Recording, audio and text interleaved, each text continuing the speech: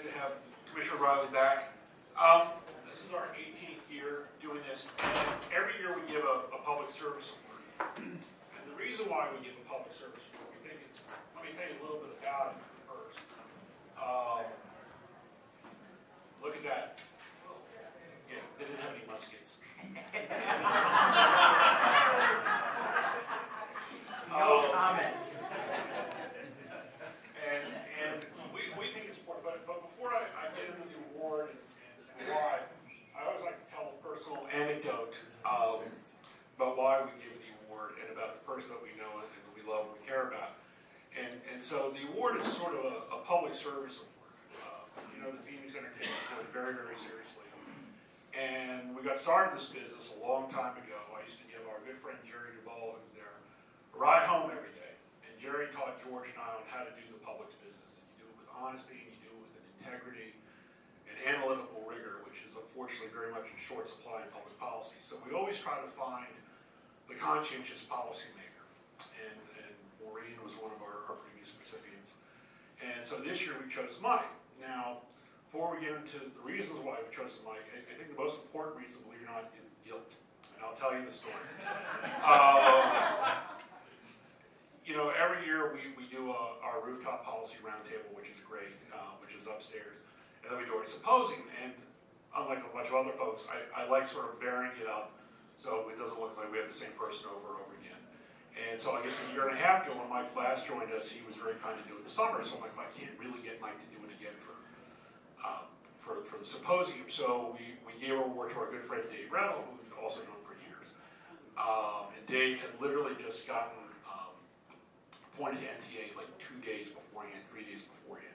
So we usually have the symposium this week, which is also the Chairman's Dinner week. So symposium Tuesday, Chairman's Dinner Thursday, and Friday George and I went into the FCC to just, you know, shoot the bull with commissioners, check in, talk about our research agenda book. So we paid our visits, we're going around, and we walk into Mike's office. Before I even had the words hello out of my mouth, he looks at me, he goes, "A week! Dave Reynolds been on the job for a week. How long have I known you?" And I said, "No, 20. I'm so sorry." Like, Mike, it was like red buttons at the Red Fox and at the old Dean Martin Center. I never get a dinner. It's like, all right, so I felt really bad about it for a year. And so I really tried to make it up to you, make it right.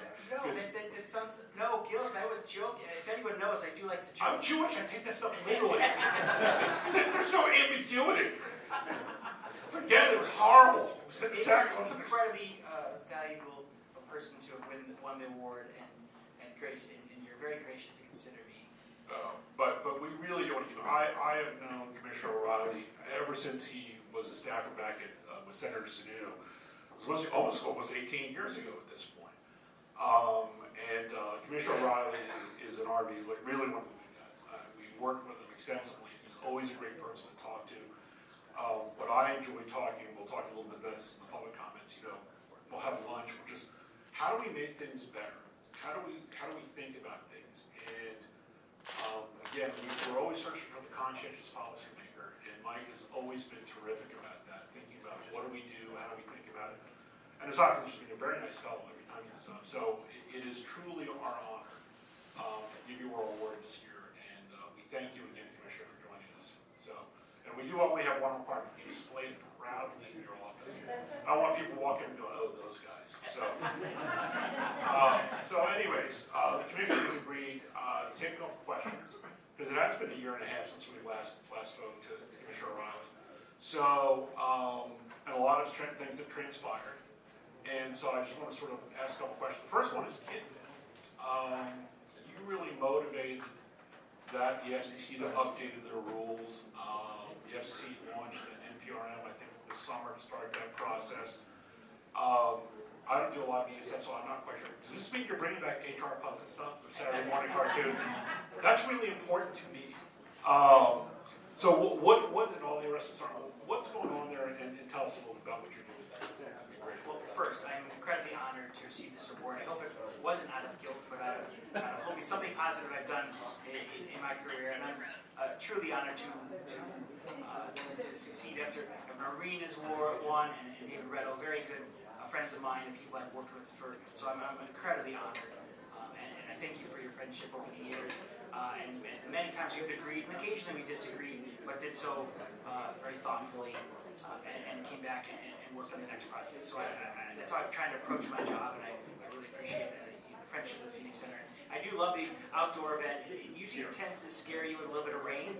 It wants to rain, it's a little hot and muggy at the time, but you're out there in a lovely event. I've never partaken of the beverages you participated in at the same time, but it looks like a lovely part of the equation. So thank you so much for being a true friend in being thoughtful, in commenting on so many different proceedings, provide academic rigor to our work, which is so needed. In answer to your substantive question on children's television, I answered this way.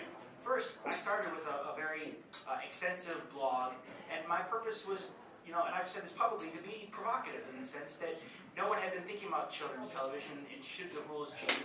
And so sometimes you need to stir up the conversation. And I've said I was stirring up the conversation. Since that time, and not too long afterwards, the chairman's like, you really did stir up the conversation. And he said, you should run with this. And I said, I'm happy to. And I admitted that, in that role, as someone who's pointing on the project, I had to step back and approach it differently. I wasn't trying to get people energized, because I don't think that I had done that. There were a lot of people talking about it in town.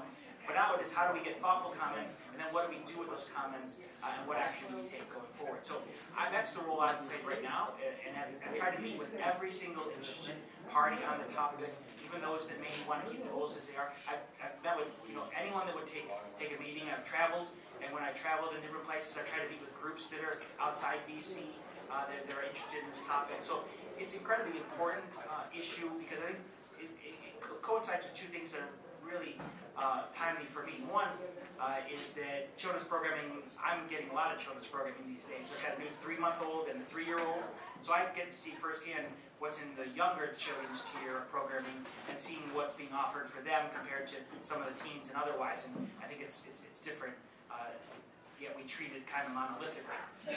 But second, it is that we have an obligation, not only in the statute, but we have an obligation as regulators to have modern rules that reflect the current marketplace. And I don't think that our rules today do that. And so my job is to be provocative, start the conversation, and now my job is to figure out how should we change our rules thoughtfully without, at the same time, I make it clear to people, I'm not interested in harming those that benefit and take advantage of children's programming on broadcast networks these days. I'm not interested in disrupting the business model for those that offer that programming.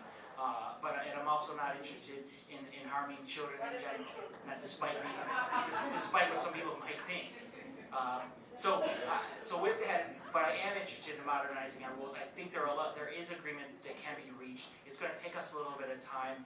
I said recently, I think it's a Q1, maybe bleeds into Q2 project.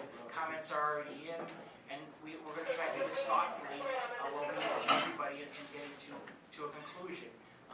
But it is an important topic. In the grand scheme of things, it's probably only one, but it's important to me. Great. Recently, you made a bit of news, as you tend to do.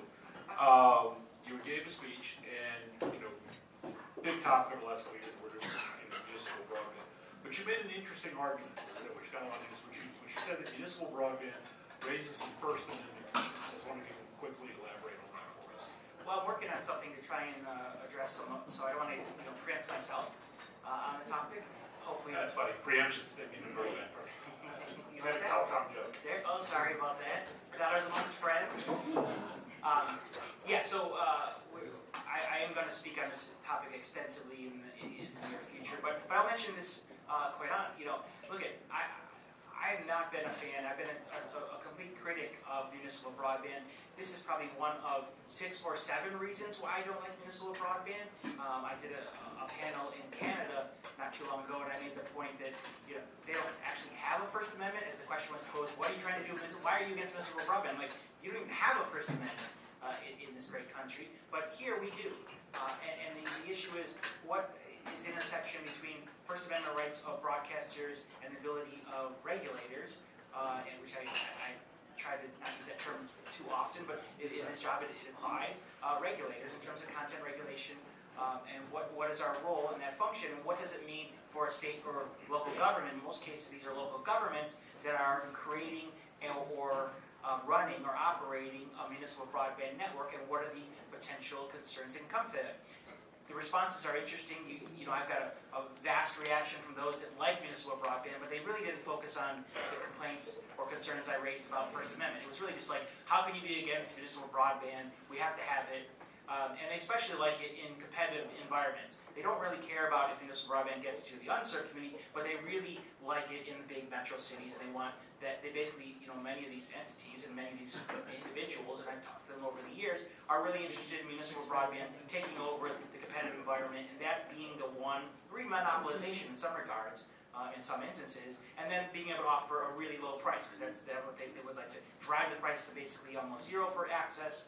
But then if it drives out the marketplace, they're okay with that. They don't really like the private sector competitors in the first place. So there's a different goal. I was raising a substantive argument that broadband providers have rights in this space, and that the operating of a network by a local government can interfere with the First Amendment, and remains a threat given the structure of the agreement that end user agreements that they have with subscribers or users. And I think that's problematic, and it's anytime problematic when the government is the offerer of the service, and went through and then tried to, in 2 paragraphs, raise the issue, and now I think we're going to have a further debate in the coming months. All right, and so last question, you've long been a champion of process reform at the FCC. Any new developments there? And also substance reform as well, trying to make better decision making as well. Well, you know, I like to believe that one can lead to the other. Strong process reform can improve to substantive reform and improve the outcomes of the agency.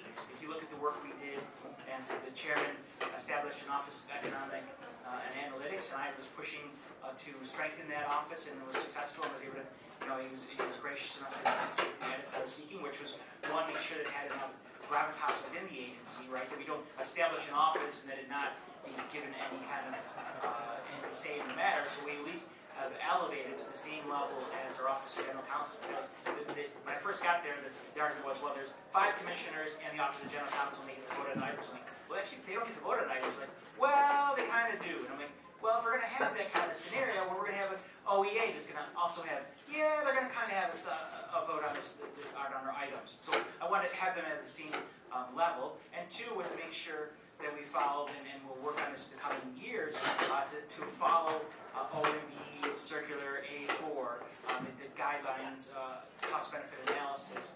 We've passed, the chairman of the FCC had promised that, and have decided not to do it for whatever reason, notwithstanding the promises. And I really want to move forward with that, and the chairman is gracious enough to accept it. So I guess in the substantive part, on process reform in general, I've been talking to the chairman on ideas that I've had for a number of months, trying to figure out the right timing of things. We've been kind of preoccupied, rightfully, on some substantive matters and items that are before us, and so hopefully that will spring relatively soon. But I've put together, about 60 items, some big, some small, some tiny, that I think that can improve the agency. And I made clear that improving the process that we operate is not. It's not about either side of the aisle. Someone has suggested to me that, well, now you're the majority, process shouldn't matter to you. I'm like, well, it really does matter to me, and it should matter to everyone. Having a thoughtful process provides credibility to our items, even if you're, on the losing side. And sometimes I may not agree on a portion of an item, or a piece of an item, or an entire item, depending on the circumstance. And I think the process should work for everybody. I was in the minority one day. I've lived in the Capitol Hill in both the minority, the majority, and gone back and forth a number of times.